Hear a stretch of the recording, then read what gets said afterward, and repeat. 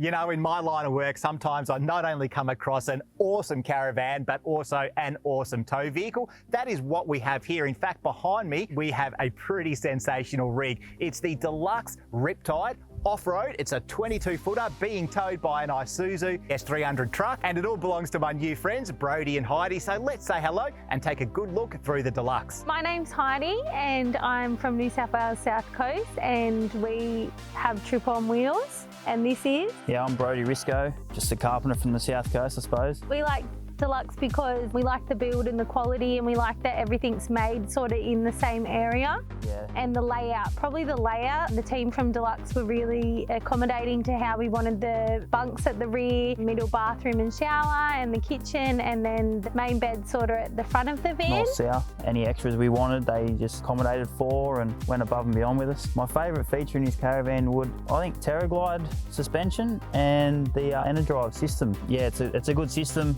So we've got 400 amps of lithium, 6 200-watt solar panels, 2 MPPT solar regulators, and a DC to DC charger with the Combi 3000-watt inverter. It's good to power up any appliance, really, especially the aircon. Went above and beyond with it because I'd like to go around Australia one day, and it's a good system for it, I suppose. So the Enerdrive system, we gave it to Deluxe and they looked at that and thought behind the fridge was a good option. So it's better for accessibility, so you can see what's going on. It's well vented as well, so we don't have to worry about heat and stuff like that. It's got a sensor in there, so it tells how hot it is in there if something happens. We do have the Cimarron display in there as well, so that tells us everything, how much water we've got, how much solar's going in, how much power's going out. And did you add an extra water tank? Yeah, we did add an extra water tank. We upgraded the 12-volt system, was one of our first preferences. I wanted the outdoor kitchen. I like to be outdoors. Cooking outdoors is a lot better than inside, preferably. We removed the oven. Yeah, remove the oven. We went with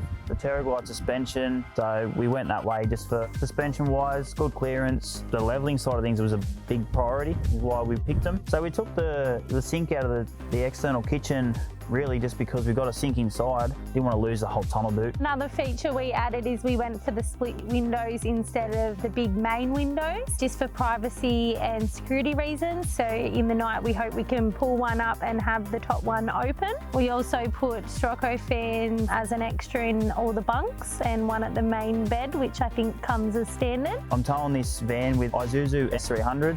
It's got 4.5 tonne towing and carry a 7.5 tonne GVM, so it's got plenty of tolerances there. It's one thing a lot of people struggle with is the weight and their towing capacity with the GVMs and stuff like that, so I don't need to worry about any of that. It's all there. So yeah, the Isuzu is definitely a good pick. If I go around Australia one day and carry a boat, easier. Got a bigger engine. I just find the bigger engine and the heavier vehicle when towing is definitely a priority. That's just preference, really. The initial reaction and seeing this caravan for the first time, I think I was speechless.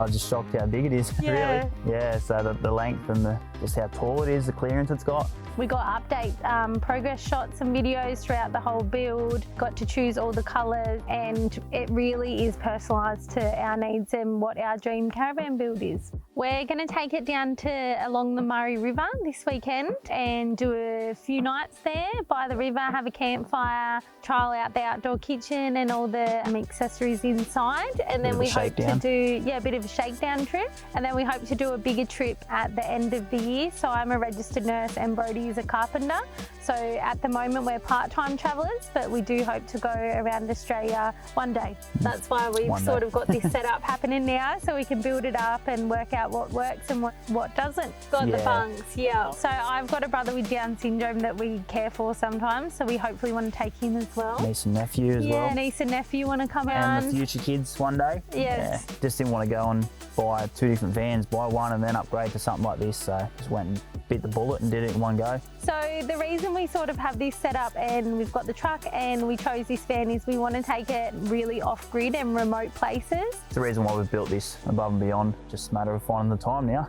Now, not only is this caravan obviously attractive, I mean, there's no question though that it's substantial. Look at the A-frame. I love the storage box. Look, I like the fact that it's, to be honest, not made of checker plate. Nothing wrong with checker plate storage boxes, they're everywhere, but this is aluminium powder coated, and for a high-end, top-end caravan like this, I think that's more in keeping with this caravan's nature. We've obviously got the mesh stone guard, a couple of 9-kilo gas cylinders, but because this caravan has a 4.5-ton ATM, they've gone for the Cruisemaster DO45 coupling. And if we have a look around on the offside of the caravan, we'll see a fairly sophisticated 12-volt setup.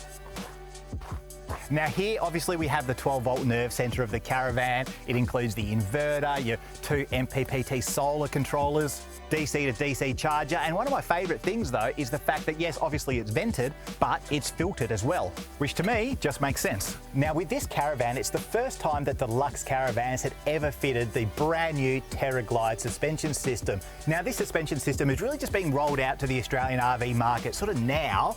One of the key benefits of this TerraGlide suspension system, look, it has a sway bar. Secondly, you don't need to change your wheel bearings apparently for 400,000 kilometres. It's got 230 mils of travel, and being an airbag setup, we of course can adjust the ride height east to west. We have a remote control, let a bit of air out, and then we can pump it up.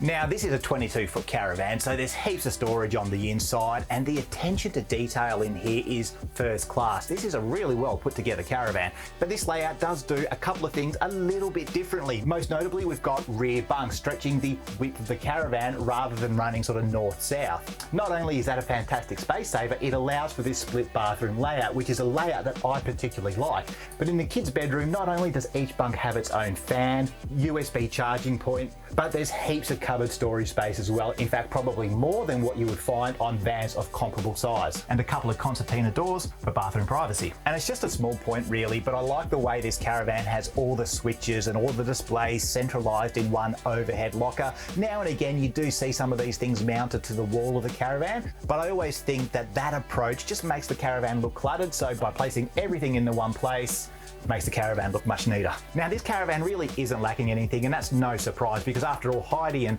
Brody were looking for a caravan that would keep them off-grid for days or even longer at a time. So when you look around the caravan, you're going to find things like a reverse cycle air conditioner, you've got your Dometic dust reduction system, and obviously full cooking facilities, although as Brody said, they did intentionally omit the oven. You know, I really like this caravan. It's got loads of payload capacity for a start. Clearly it's well built. The 12-volt system is fantastic. There's loads of water storage, and I really don't think they're going to have any trouble towing it with that Isuzu truck. So Brody and Heidi here at Go RV, we wish you the best of luck for your travels.